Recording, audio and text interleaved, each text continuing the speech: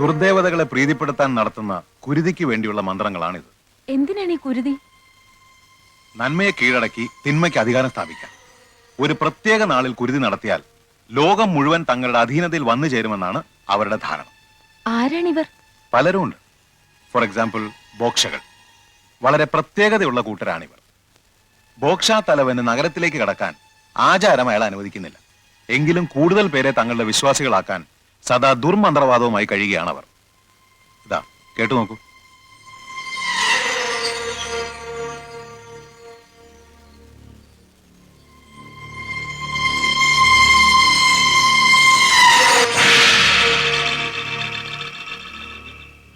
तिमने युटा मौका गुमाए सक्यो. समय बीते छ. आवश्यक रात बनी बीते सक्यो. आभा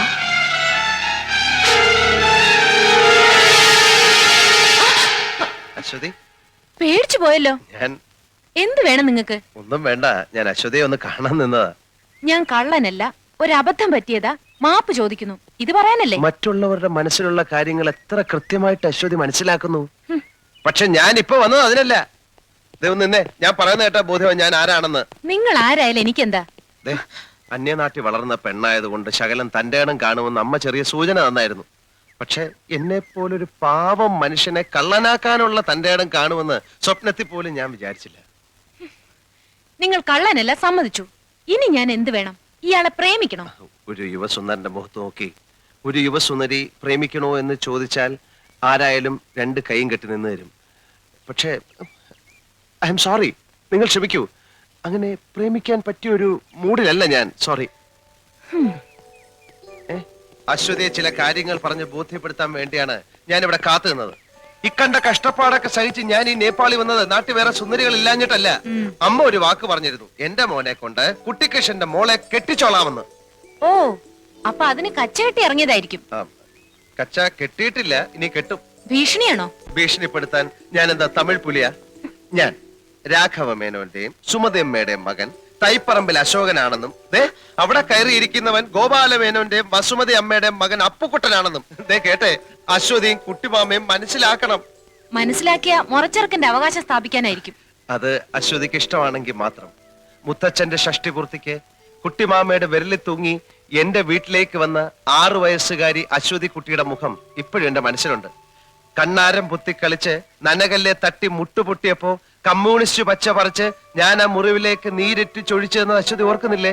ഇല്ല, ഞാൻ ഓർക്കുന്നില്ല. ഞാൻ ഓർക്കുന്നു. മൂവാണ്ടം മാവിന്ന് പൊഴിഞ്ഞു വീണ കണ്ണിമാങ്ങ പിറക്കിയെടുത്ത് നമ്മൾ രണ്ടുപേരും കൂടെ ഉപ്പ് കൂട്ടി തിന്നത് ഓർക്കുമ്പോ ഇപ്പോഴും നാവിന്ന് വെള്ളം വരുന്നു. തീർന്നോ? പിറ്റേ ദിവസം തന്നെ അശ്വതി നേപ്പാളിലേക്ക് വണ്ടി കയറിയില്ലേ? ഇല്ലെങ്കിൽ കുറെ ബാല്യകാല സ്മരണകൾ കൂടി അയവറക്കാമായിരുന്നു. ഇപ്പൊ അശ്വതിക്ക് മനസ്സിലായില്ലേ? ഇപ്പം മനസ്സിലായല്ലോ ഞാനാണ് യഥാർത്ഥ അശോകൻ എന്ന്, ഇല്ലേ?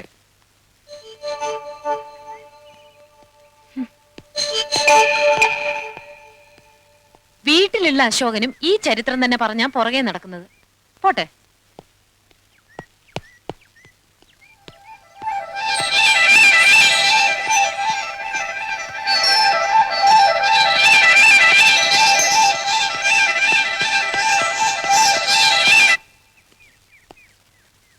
അശ്വതി,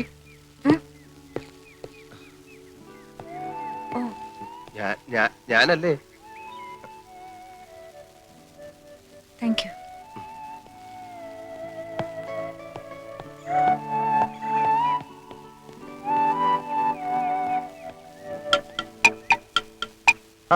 നീ ഇവിടെ ഉണ്ടായിരുന്നോ? അതാണ് ഞാൻ കെട്ടാൻ പോകുന്ന പെണ്ണ്.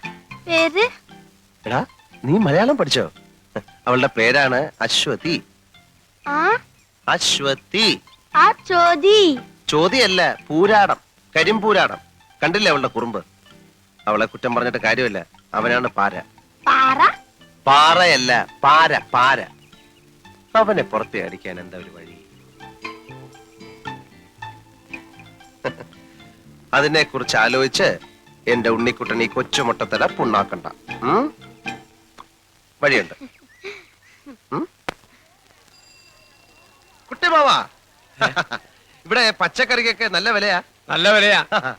ഇവിടെ കിടന്ന് മോഷണവും ആൾമാറാട്ടമായി നടക്കാതെ കയ്യിലുള്ള കാശ് കയറുന്നതിന് മുമ്പ് നാട്ടിൽ പോവാൻ നോക്കണോ അച്ഛനെ? ഞാൻ പോവാം, പക്ഷെ അവിടെ ചെന്നാ കുട്ടിയമ്മ എന്നെ ഇവിടുന്ന് അടിച്ചിറക്കിയെന്ന് പറയേണ്ടി വരും. അത് മതി അമ്മയ്ക്ക് ബ്ലഡ് പ്രഷർ കൂടാൻ. കുട്ടിയമ്മ അത്ര ഇഷ്ടമാണ് അമ്മയ്ക്ക്. മനസ്സിലായി.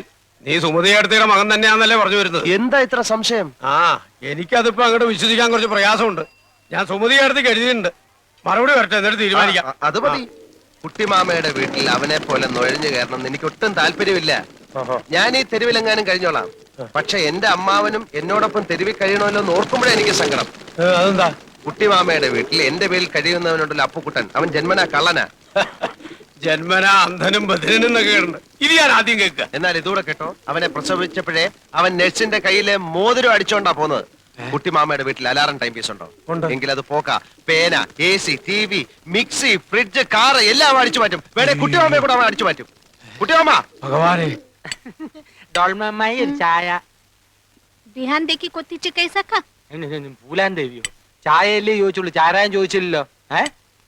കിയാടെ അല്ല, ചായ ഉണ്ടാക്കാൻ വെള്ളം തിളപ്പിക്ക്.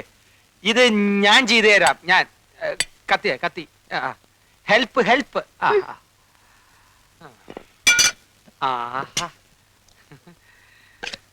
പൈ ലിപ്സ്, രസ്യം മിക്സി. നിനക്ക് അടുക്കളയിൽ എന്താ കാര്യം? ഞാനിവിടെ ചുമ്മാ ഈച്ചയായിട്ട് ഇരിക്കല്ലേ കുട്ടിമാമ. ഡോൾമ അമ്മായി ഒന്ന് സഹായിക്കാമെന്ന് വെച്ചു.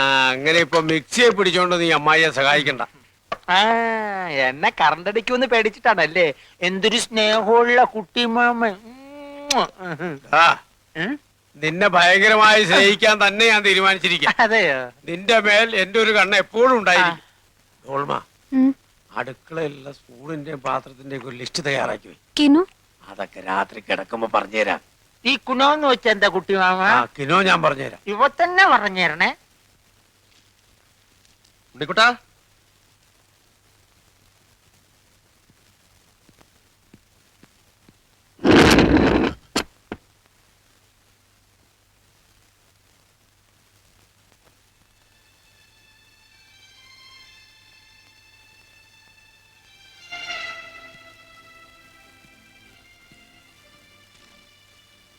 ഉണ്ണിക്കുട്ടാ,